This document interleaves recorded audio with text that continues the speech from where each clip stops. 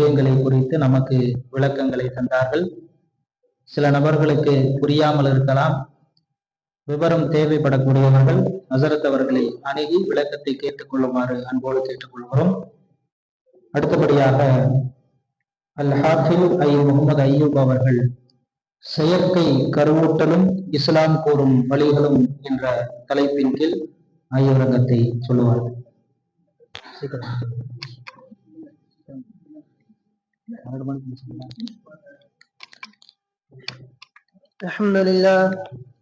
الحمد لله الذي وكفى والصلاة والسلام على عباده الذين اصطفى. أما بعد فقد قال الله تعالى في كلامه الكريم الفرقان المجيد بعد أعوذ بالله من الشيطان الرجيم بفضل بسم الله الرحمن الرحيم ادعوهم لآبائهم هو أقسط عند الله صدق الله العظيم. وقال نبينا صلى الله عليه وسلم من ادعى إلى غير أبيه وهو يعلم أنه غير أبيه فالجنة عليه حرام.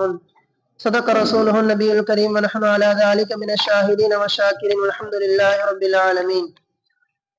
எல்லா புகழும் அல்லாஹ் ஒருவனுக்கு உரித்தாட்டுமாக. சாந்தியும் சமாதானமும் நீருலக தலைவர் நம் இரண்டு மேலான முஹம்மது ரசூலுல்லாஹி ஸல்லல்லாஹு அலைஹி வஸல்லம் அவர்களின் மீதும் அவர்களின் வழிவாளை பின்பற்றிய உத்தம சத்திய சஹாபாக்கள், தாபிஈன்கள், தபா தாபிஈன்கள், இமாம்கள், நாதாக்கள், சுஹதாக்கள், நம்மை ஈண்டெடுத்த பெற்றோர்கள், நம்முடைய உஸ்தாதுமார்கள், வந்திருக்கக்கூடிய ஆண்டோர்கள், சான்றோர்கள் அனைவரின் மீதும் அல்லாஹ்வின் பேரன்பும் அருளும் ஆதரவும் என்றும் நிறைவாக உண்டாகட்டுமாக.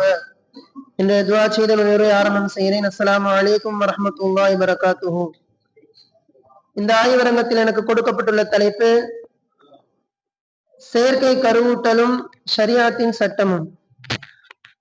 கண்ணியமானவர்களே, அல்லாஹ் இந்த மார்க்கத்தை, இந்த இஸ்லாமிய மார்க்கம் என்பது இயற்கையான மார்க்கம். இது உண்மையான மார்க்கம்.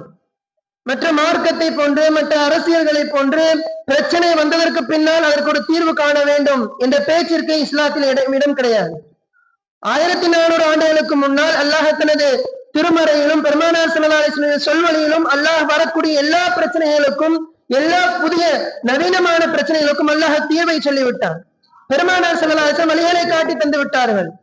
அதன் அடிப்படையில் இன்றைக்கு அதிகமாக மக்களிடத்திலே பரவக்கூடிய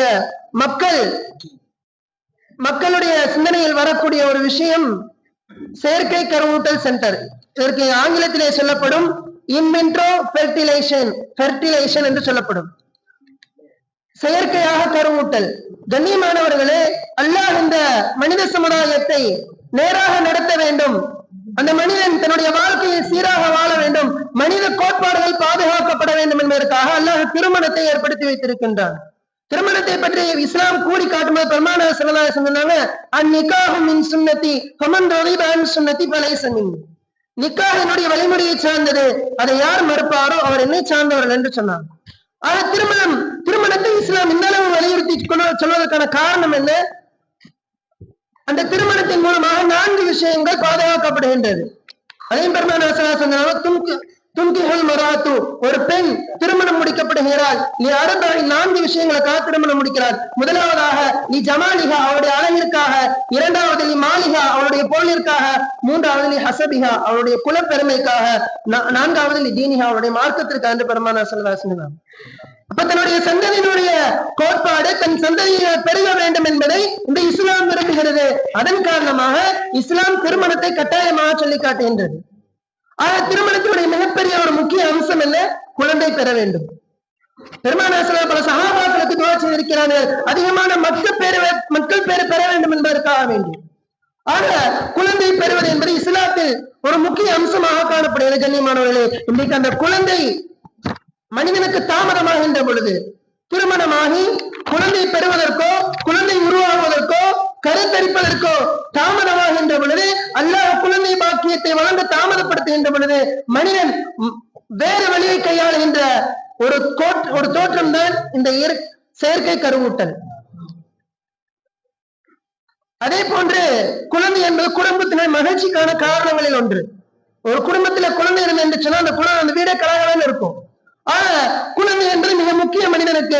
அப்படி கிடைக்காத போது அதை மனிதன் எதன் மூலமாக சரி செய்யலாம் என்பதைத்தான் பார்க்கிறான். இந்த செயற்கை கருவூட்டல் முதலாக பேட்ரிக் என்ற ஒரு மருத்துவர் இதை ஆராய்ச்சி செய்கிறார். அந்த பேட்ரிக் என்ற மருத்துவரிடத்திலே இரண்டு தம்பதிகள், ஒரு தம்பதி வருகிறார்கள், லெஸ்லி ஜான் பிரவுன் என்ற தம்பதி வருகிறார். அவளுக்கு கிட்டத்தட்ட 9 வருடங்களா குழந்தை பாக்கியம் இல்லை. அந்த மருத்துவரிடத்திலே பரிசோதனை செய்து பார்க்கின்ற பொழுது ஃபெலோப்பியன் என்று சொல்லப்படக்கூடிய கருமுட்டை குழாயில் அந்த பெண்மணிக்கு அடைப்பு இருக்கின்றது. அதன் காரணமாக குழந்தை உருவாகவில்லை என்பதை அறிந்து கொண்ட அந்த மருத்துவர் இதை நாம் உருவாக்கி ஆக வேண்டும் என்ற ஒரு லட்சியத்தோடு அந்த மருத்துவர் என்ன செய்யறாருன்னா, அந்த கணவனுடைய உயிரணுவையும் அந்த பெண்ணினுடைய கருமுட்டையையும் எடுத்து அதை குழாயில் வைத்து, அதை பரிசோதனை குழாயில் வைத்து அந்த இரண்டையும் சேர்த்து சுமார் 2.5 நாட்களுக்கு பின்னால் அந்த இரண்டும் சேர்ந்து கருவாக உருவாகி அந்த பெண்ணுடைய கர்ப்பப்பையில் வைத்து அந்த குழந்தைக்கு அந்த பெண்மணி கர்ப்பமாகிறார்கள். ஜூலை 25 அன்று அந்த முதலாவதாக டெஸ்ட் டியூப் பேபி என்று சொல்லப்படக்கூடிய செயற்கை கருவூட்டல் மூலமாக உருவாகக்கூடிய குழந்தையாக லூயிஸ் பிரவுன் என்ற பெண்மணி பிறக்கிறார்.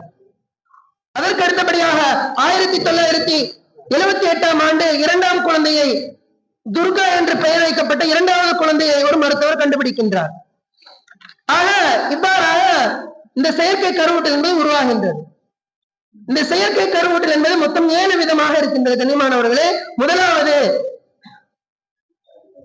தன் கணவன் மனைவியுடைய அனுமதியோடு நாம் யாரிடத்திலிருந்து உயிரணுவை வாங்குகிறோம் என்பது தெரியாது, கொடுக்கக்கூடியவனுக்கு தெரியாது, நாம் யாருக்கு கொடுக்கிறோம் என்பது தெரியாது. மருத்துவருக்கு மட்டுமே அறிமுகமாக இருக்கும். இதை கொடுப்பவர் யார், இதை பெறுபவர் யார் என்று மருத்துவர் மட்டும் அறிந்திருப்பார். ஆக இவ்வாறாக வேறொரு ஆணினுடைய உயிரணுவை வாங்கி தன் மனைவியினுடைய கருமுட்டையை எடுத்து அந்த இரண்டையும் சேர்த்து அந்த பெண்ணுடைய கர்ப்பப்பையில் கொடுத்து கருவை உண்டாக்குவது, இது முதலாவது வகை. இரண்டாவது, தன் கணவன் அல்லாத வேறொரு ஆணினுடைய உயிரணுவை எடுத்து மனைவி அல்லாத வேறொரு பெண்ணினுடைய அந்த சினைமுட்டையை எடுத்து தன் மனைவியுடைய வயிற்றில் வைத்து கருவை உருவாக்குவது, இது இரண்டாவது வகை. வேறொரு ஆண் வேறொரு பெண் இருவருடைய உயிரணுவையும் கருமுட்டையும் சேர்த்து தன் மனைவிக்கு பொருத்தி கர்ப்பத்தை தரிக்க வைப்பது, இது இரண்டாவது வகை. மூன்றாவது, கணவனின் உயிரணுவையும் அவன் மனைவி அல்லாத வேறொரு பெண்ணுடைய கருமுட்டையையும் இணைத்து மனைவியின் கர்ப்பப்பையில் வைத்து குழந்தையை பெற்றுக் கொள்வது. அதாவது கணவன் சொந்த கணவன், ஆனால் கருமுட்டை வேறொரு பெண்மணியுடையது. அந்த பெண்மணியுடைய கருமுட்டையை வாங்கி தன்னுடைய உயிரணுவை இணைத்து தன் மனைவிக்கு கர்ப்பம் தரிக்க வைப்பது, இது மூன்றாவது வகை. நான்காவதாக, கணவனின் உயிரணுவை எடுத்து அவன் மனைவி அல்லாத வேறொரு பெண்ணினுடைய கருமுட்டையை இணைத்து அது வேறொரு பெண்ணுடைய கர்ப்பப்பையில் வைத்து குழந்தையை உருவாக்குவது, இது நான்காவது வகை. ஐந்தாவது, கணவனுடைய உயிரணுவையும் மனைவியுடைய கருமுட்டையையும் இணைத்து அந்த இவனுடைய மனைவி அல்லாத வேறொரு பெண்ணின் கர்ப்பப்பையில் வைத்து குழந்தையை பெற்றெடுப்பது, இதற்கு பேட்டன் வாடகைத்தா என்று சொல்லுவார்கள். இந்த முதலாவதாக இந்த 5 வகை இருக்கின்றது. இதை முழுக்க முழுக்க இந்த இஸ்லாம் ஷரியத் முழுக்க முழுக்க ஹராம் என்பதாக சொல்லி காட்டுகின்றது. ஏனென்று சொன்னால் இதில் வரக்கூடியது வேறொரு ஆண், ஒன்று வேறொரு ஆணினுடைய வேறொரு ஆணினுடைய உயிரணு அல்லது வேற பெண்ணுடைய கருமுட்டை, இப்படி ஒரு கால் மனைவி கணவனுடைய ஒன்றாக இருந்தாலும் அதை சுமக்கக்கூடிய பெண் வேறொருவளாக இருப்பாள். எனவே இந்த விஷயத்தை முழுக்க முழுக்க ஹராம், இந்த 5 வகையையும் முழுக்க முழுக்க இஸ்லாம் ஹராம் என்று சொல்லி காட்டுகின்றது. இதே உறவைத்தான், இதே செயலைத்தான் நேரடி தொடர்பாக ஒரு ஆண் வேறொரு பெண் தனக்கு தகுதி இல்லாத தன் மனைவி அல்லாத வேறொரு பெண்ணுடன் சேர்ந்தால் அதற்கு விபச்சாரம் என்று சொல்லப்படுகின்றது. அதே போன்ற ஒரு பெண் தன் கணவன் அல்லாத வேறொரு கணவனுடன் சேர்ந்து கர்ப்பம் தைத்தால் அதற்கு விபச்சாரம் என்று சொல்லப்படுகிறது. இதுவும் கிட்டத்தட்ட என்று அல்ல, ஒரு செயற்கை கருவூட்டல் என்று போர்வை போர்த்தப்பட்ட விபச்சாரம் என்று சொல்லலாம். அப்பேற்பட்ட ஒரு இழிவான செயல் இந்த செயற்கை கருவூட்டல் என்பது. இதை இஸ்லாம் முழுக்க முழுக்க ஹராமாக்குகின்றது. அதற்கு காரணம் என்னவென்று சொன்னால், கண்ணியமானவர்களே, அவர்கள் குழந்தையை பெற்றெடுத்து விடலாம். ஒரு கணவன் வேறொரு ஆணினுடைய உயிரணுவை வாங்கி தன் மனைவியிடம் பொறுத்து குழந்தையை பெற்றெடுத்துக் கொள்ளலாம். காலப்போக்கில் அந்த குழந்தை பெரிதாக ஆகின்ற பொழுது அந்த தாய்க்கு இயற்கையாகவே பாசம் வந்துவிடும். என்று சொன்னால் வயிற்றில் சுமந்தார்கள் அல்லவா, எனவே குழந்தை தாய்க்கு பாசம் வந்துவிடும், தன் பிள்ளை என்று. ஆனால் கணவனுக்கு தெரியும் இது வேறொரு ஆணினுடைய உயிரணு என்று. எனவே காலம் செல்ல செல்ல அந்த மனிதனுடைய மனதிற்குள் இது எனக்கு பிறந்ததல்ல, இது வேறொரு ஆணுக்கு பிறந்ததுதான் என்று அந்த மனிதனுடைய மனதில் தோன்ற வாய்ப்பு இருக்கின்றது. அதன் காரணமாக அந்த குழந்தையினுடைய எதிர்காலம் மிகப்பெரிய பாதிப்புக்குள்ளாகும். இதையெல்லாம் காரணமாக வைத்துதான் இஸ்லாம் இந்த 5 முறையும் தடை செய்கின்றது, ஹராம் என்று சொல்லி காட்டுகின்றது. அதே போன்று ஒரு கால் அந்த மருத்துவருக்கு தெரியும் இது யாருடைய உயிரின் என்று. ஒரு கால் பணத்திற்காக ஆசைப்பட்டோ அல்லது ஏதாவது அவருக்கு என்று ஒரு தேவை வருகின்ற பொழுது உண்மையை சொல்லி குடும்பத்தை இரண்டாக ஆக்கக்கூடிய வாய்ப்பு இருக்கின்றது. அதன் காரணமாகத்தான் இந்த 5 வகைகளையும் இஸ்லாம் முழுக்க முழுக்க ஹராம் என்று சொல்லி காட்டுகின்றது. இதை ஹராம் என்று சொல்வதற்கு ஒரே காரணம் போதும். விபச்சாரம் அல்ல, செயற்கை கருவூட்டல் என்று போர்வை போட்டப்பட்ட விபச்சாரம், இது மட்டும் போதும் இதை ஹராமாக ஆக்குவதற்கு. அடுத்தபடியாக இருக்கின்ற அந்த 6வது 7வது வகை, ஒரு கணவன் தன் கணவனுடைய உயிரணுவை இந்த இரண்டையும் பார்ப்பதற்கு ஹலாலாக தோன்றும். வெளி தோற்றத்தில் பார்க்க ஹலாலாக இருக்கலாம், ஆனால் இதே மார்க்கம் ஹராம் என்று சொல்லி காட்டுகின்றது. 6வது வகை இருக்கின்றதே, தன் கணவனுடைய உயிரணுவை எடுத்து மனைவியினுடைய கருமுட்டையை இணைத்து. இன்றைக்கு இஸ்லாத்துல ஒரு ஆண் 4 மனைவிகளை திருமணம் செய்யலாம், 4 பெண்களை திருமணம் செய்யலாம். அப்ப 4 மனைவிகள் ஒரு மனிதர் திருமணம் செய்திருக்கிறார்.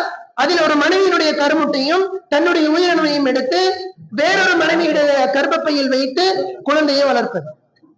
இதை பார்ப்பதற்கு ஹலாலாகத்தான் தெரியும். என்ன சொன்னால் மனைவி என்னுடைய மனைவி, என்ன சொன்னால் 4 பெண்மணிகளை திருமணம் முடிக்கலாம், 4 பெண்ணும் எனக்குரிய மனைவி. எனவே நான் வேறொரு என்னுடைய மனைவியான ஒரு பெண்ணுடைய கருமுட்டை எடுத்து என்னுடைய உயிரணுவை சேர்த்து வேறொரு பெண் எடுத்து என்னுடைய மனைவி இடத்திலே நான் வைத்து வளர்த்தால் இதை பார்க்க ஹலாலாக தெரியும். ஆனால் இதுவும் ஹராம் என்று சொல்கிறார்கள். காரணம் என்னவென்று சொன்னால், இதில் தாயார் தந்தை என்பதில் எந்தவித சந்தேகமும் கிடையாது. யார் உயிரணுவை கொடுத்தார்களோ அவர்கள் தந்தையா ஆகிவிடுவார்கள். ஆனால் பெற்றவள் தாயா அல்லது கருமுட்டையை கொடுத்தவள் தாயா என்று வருகின்ற பொழுது இந்த மிகப்பெரிய பிரச்சனை உண்டாகிறது. குர்ஆனுடைய அடிப்படையில் பார்க்கின்ற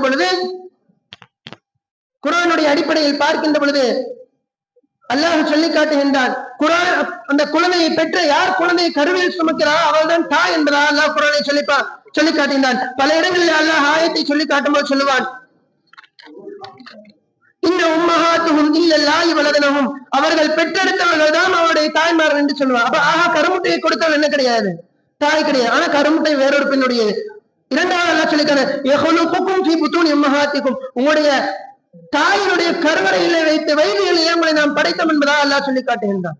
ஆக வயிற்றில் யார் சுமக்கிறார்களோ அவர்கள்தான் தாய் என்பதை இஸ்லாம் சொல்லி காட்டுகின்றது. இதன் காரணமாக தாய் யார் என்பதில் பிரச்சனை ஏற்படும். எனவே 6வது வகையையும் ஹராம் என்று சொல்லி காட்டுகின்றது இந்த இஸ்லாம்.